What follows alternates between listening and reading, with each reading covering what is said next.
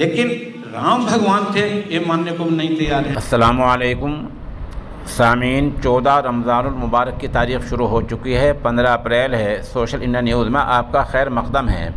ख़बर का उन्वान है, मैं राम को नहीं मानता। ये किसी ऐसे वैसे आदमी के अल्फाज नहीं हैं, बल्कि बिहार के साबिक़ वज़ीर आला जीतन राम मांझी के हैं। उन्होंने एक बार फिर कहा और भगवान राम के वजूद पर सवाल निशान उठाया और कहा, मैं राम को भगवान नहीं मानता। उनका वजूद ही क्या है।